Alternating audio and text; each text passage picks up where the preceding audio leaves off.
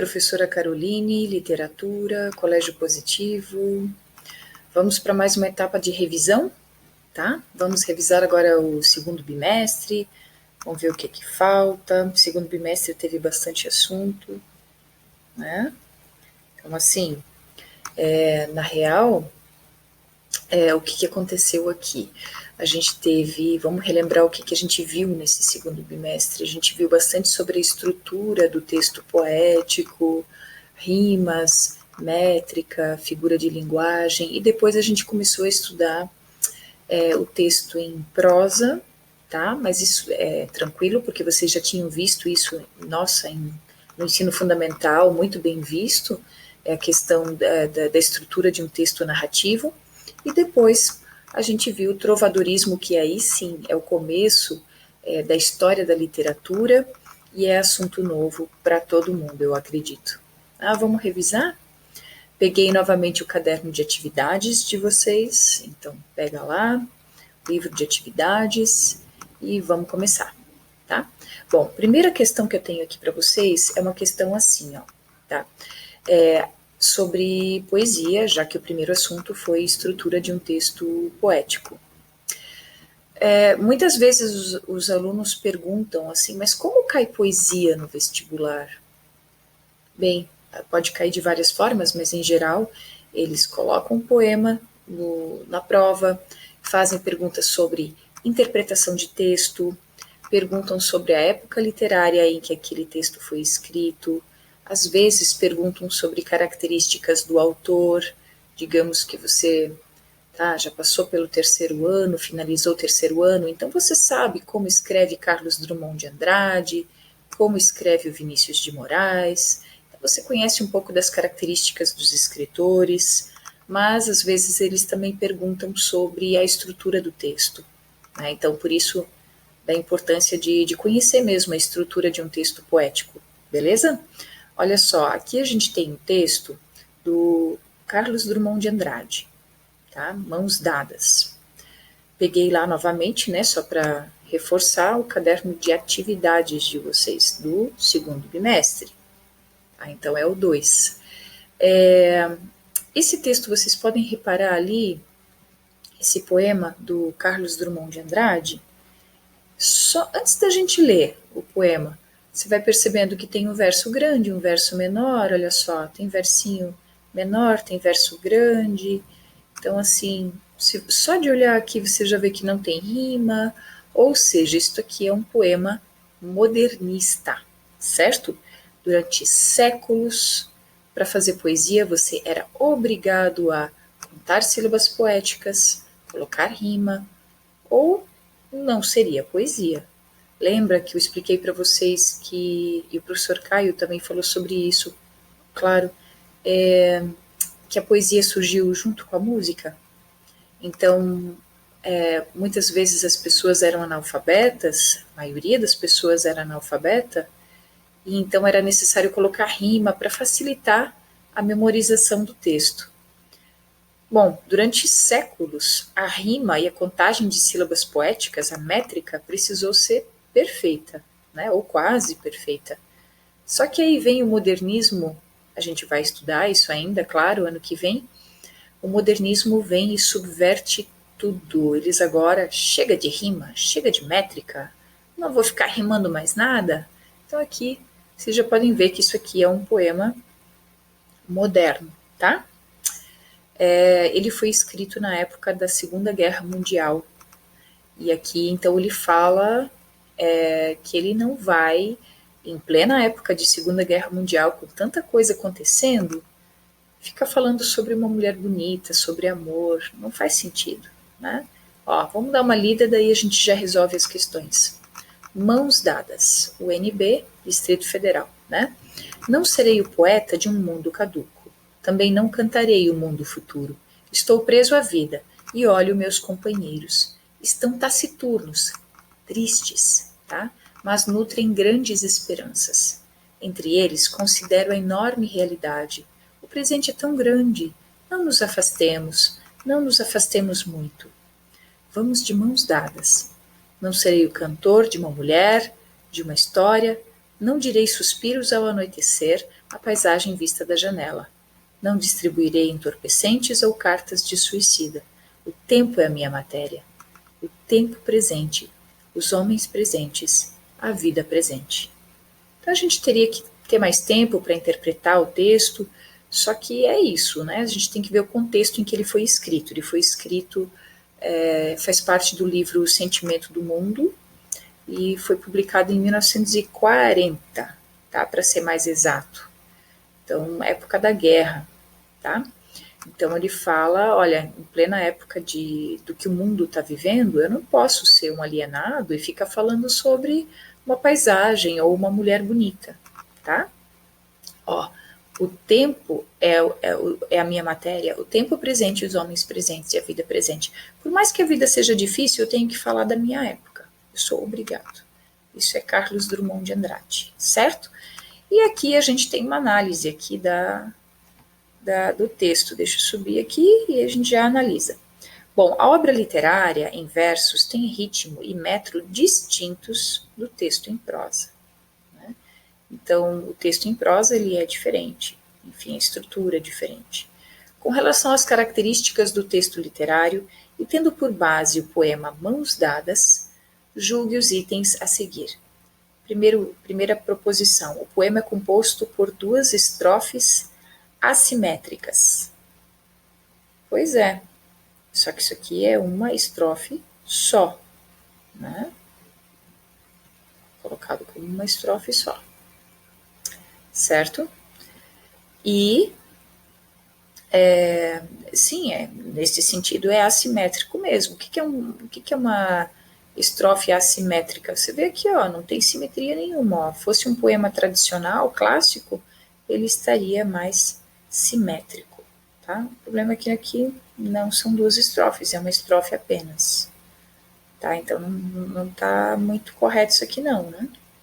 1. Os versos não obedecem a um esquema métrico constante, nem a um ritmo regular. É verdade, né? Olha só, não obedece a um esquema métrico constante.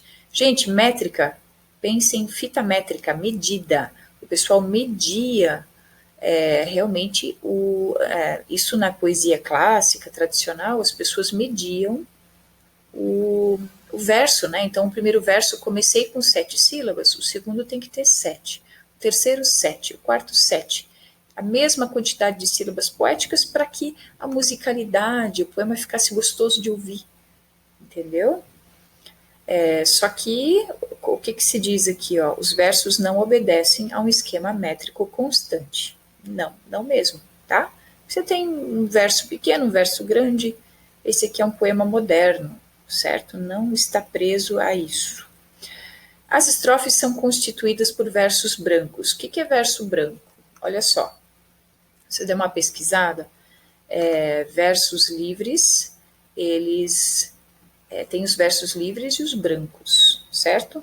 O verso branco, ele não tem rima, tá certo, né? É isso aí. 3. Há um paralelismo rítmico com uma gradação semântica em o tempo presente, os homens presentes, a vida presente. Certo, tá? O que é assim, paralelismo? Lembra que eu estava vendo ali cantigas de amigo, e aí a gente diz assim, ai flores do verde pinho, ai flores do verde ramo. Você só muda uma palavra, é praticamente um refrão, assim, né? Então, esse paralelismo é isso mesmo, ó, o tempo é minha matéria, o tempo presente, os homens presentes, a vida presente. É uma repetição, um paralelismo. E é uma coisa rítmica, veja bem, o tempo presente, os homens presentes, a vida presente. Tem um ritmo isso daí, certo? E essa gradação semântica, né? Você vai fazendo uma escadinha, tempo presente, a vida presente, né? O tempo, os homens, a vida, certo? Certinho, então. Pessoal, isso aqui, como eu falei para vocês, que é um poema moderno, são versos livres e versos brancos, não tem rima, o esquema de métrica, olha, não é assim que tem que começar ali com 7 sílabas e com 7 até o final, ou com versos decassílabos e com versos decassílabos até o final, nada a ver, né? Então, esse aqui é um poema moderno. Se você pegar, por exemplo, um soneto de Camões, então você vai perceber que, ou um soneto do Vinícius de Moraes, você vai perceber que existe toda uma rigidez formal, né? Tudo está rimando perfeitamente, e ele realmente teve esse trabalho de contar as sílabas poéticas, né? Quando você pega um poema clássico. E isso a gente tem que saber, essas coisas, né?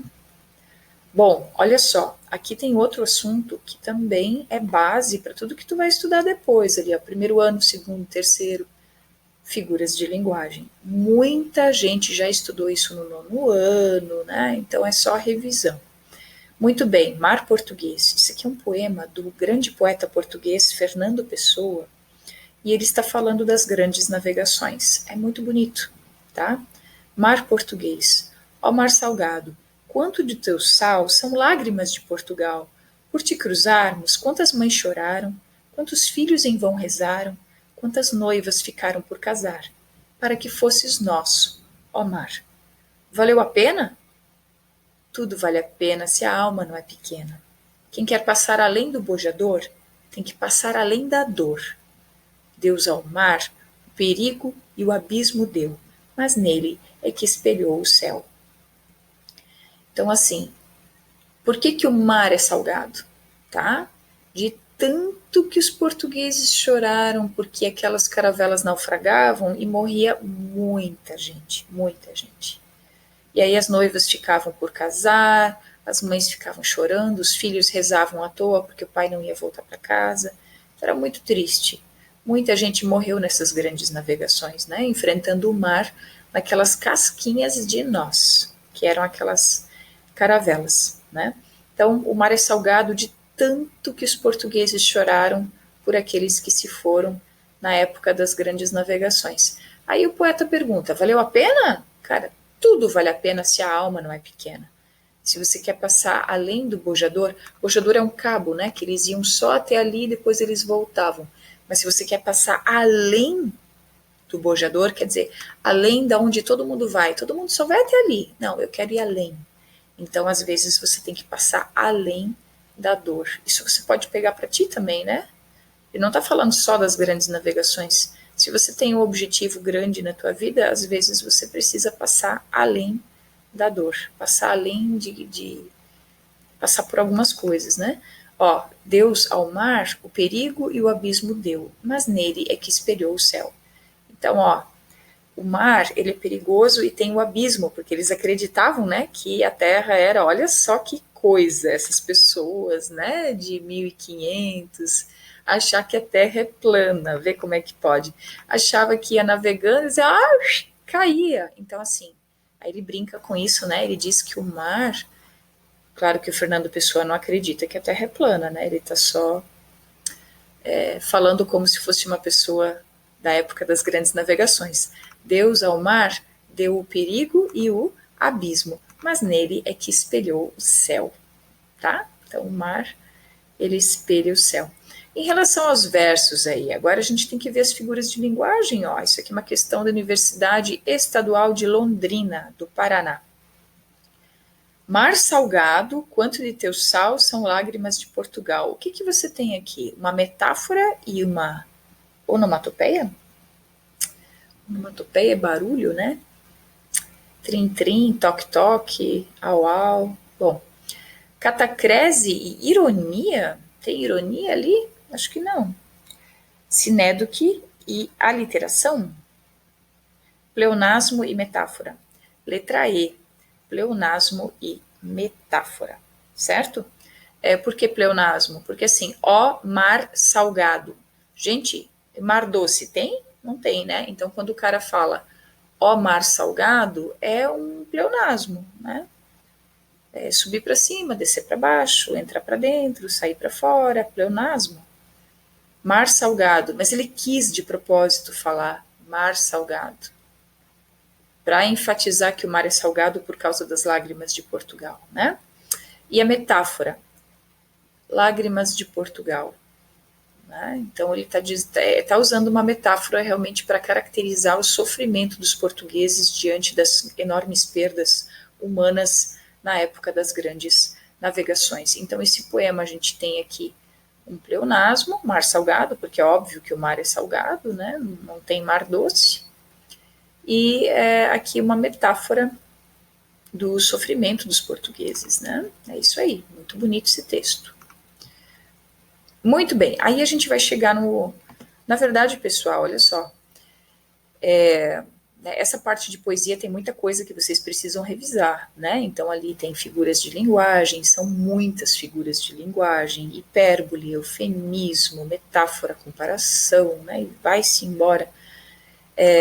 E com relação à estrutura do texto, saber esquema de rima, saber o que é um soneto, né? Como se conta a sílaba poética, a gente vai até a última sílaba tônica do verso, né? E às vezes a gente emenda algumas vogais, aí vai muito pelo ouvido.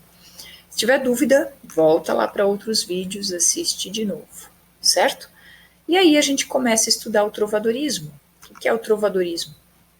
É a primeira época da literatura em língua portuguesa, certo?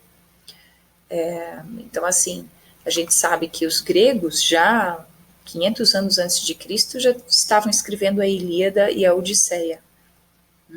Mas nos países mais ao norte da Europa demora um pouquinho mais. Normalmente é na Idade Média que começam a surgir os primeiros textos literários. Aí no trovadorismo, pessoal, o que tem de importante? Vamos dar uma relembrada. Aí a gente já vai fazer questão, tá?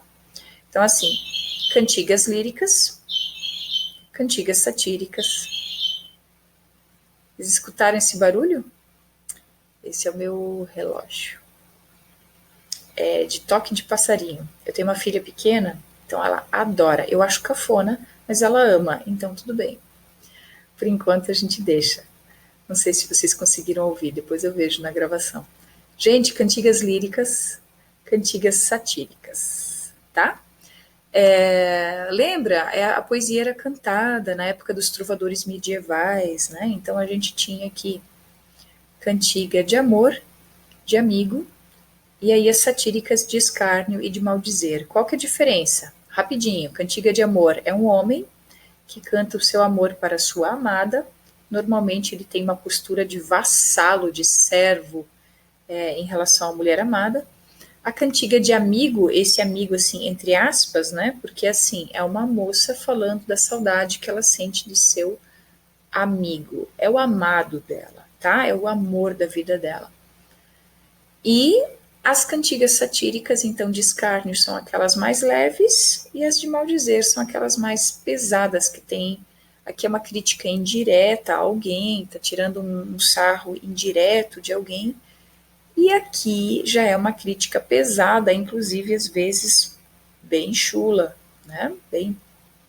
Mas devia fazer sucesso, eram músicas, né?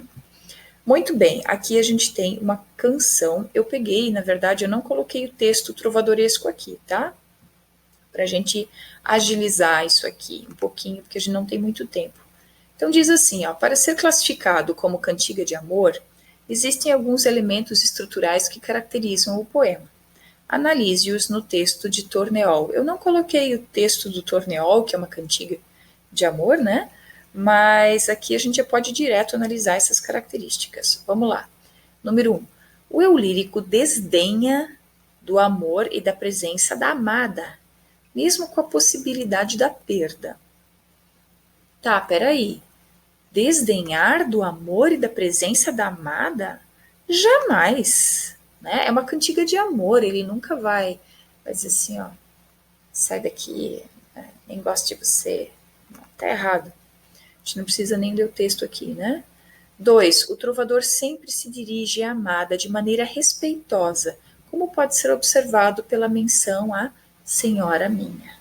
Sim, sempre muito respeitoso, né? O eu lírico masculino, né? Ele se coloca como extremamente capacho da mulher amada, tá? Aquela coisa de sofrência. Os meus alunos, é o sad boy medieval. Bobagem. 3. Ao sofrimento, mas é um extremo sofrimento amoroso. Ao sofrimento amoroso pela perda da amada, sem o qual eu lírico não saberá o que fazer da vida. Sim, né? No caso daquele texto, sim. Os elementos da poesia trovadoresca são o amor e a sátira, assim como acontece no poema de Torneol. Gente, mas o poema do Torneol é uma cantiga de de amor. Então não vai ter sátira, né? Ou uma coisa ou outra. Ou é uma cantiga de amor, ou você está fazendo sátira, as duas coisas não, tá? Então a gente tem uma cantiga de amor, que é um homem declarando seu amor à sua amada, colocando ela num pedestal, colocando-se como servo da mulher amada e e demonstrando sofrimento amoroso e assim por diante. Como é que ficou então?